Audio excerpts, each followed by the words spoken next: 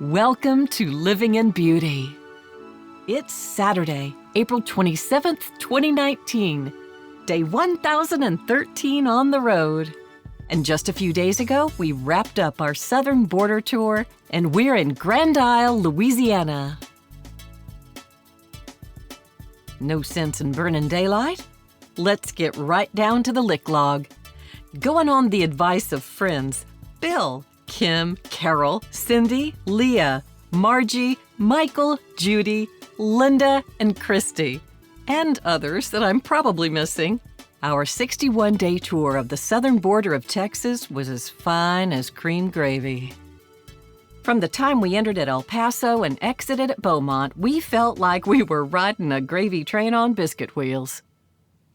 Now, if dumb was dirt, Living in Beauty could cover half an acre. But on good advice, we went south for the winter and stayed as close as possible to the Rio Grande and the Gulf of Mexico.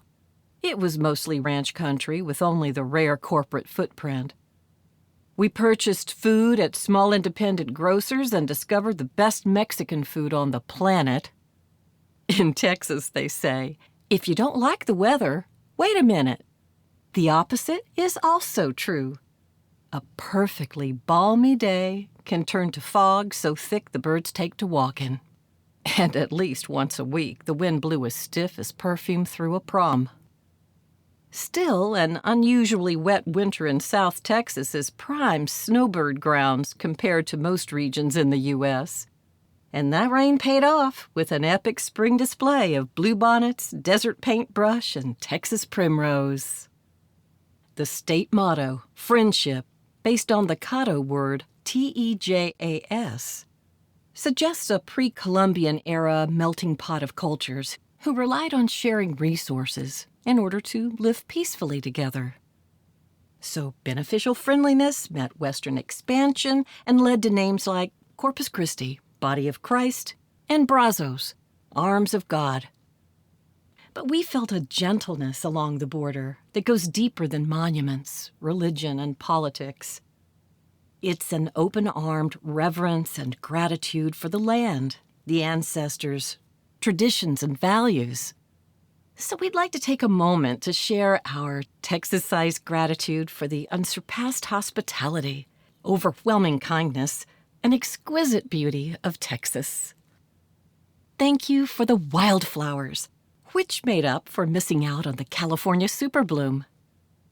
Thank you for the quiet pastures, grassy meadows, and wetlands.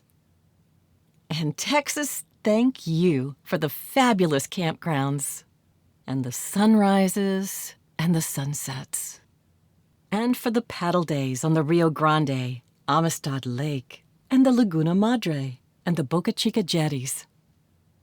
Thank you, South Padre Island Birding and Nature Center, Texas Parks and Wildlife, and Audubon Houston for your important work in giving North American birds a winter home, facilitating rookeries, protecting waterfowl, and monitoring migrations, not just because it's the right thing to do, but because our lives may depend on these amazing creatures.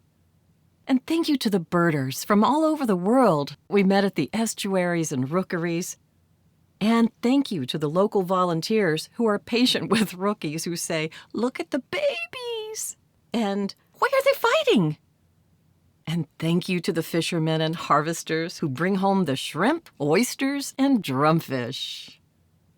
Thank you to the craft breweries, wineries, and independently owned and operated restaurants. Yes, we kindly thank you for the tamales, chili rellenos, and burritos. And thank you, Texas, for the beautiful shorelines and beaches where we walked off those big old suppers.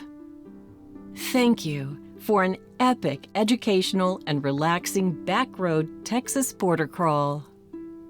Now we must take our leave before Jim gets fatter than a town dog and my butt starts looking like two hams in a toe sack. Today we're off to New Orleans to get rowdy with friends from San Diego. Oops, better hang on to that toe sack. Vaya con Dios, friends. Until next time, and don't mess with Texas. Thank you for joining us at Living in Beauty.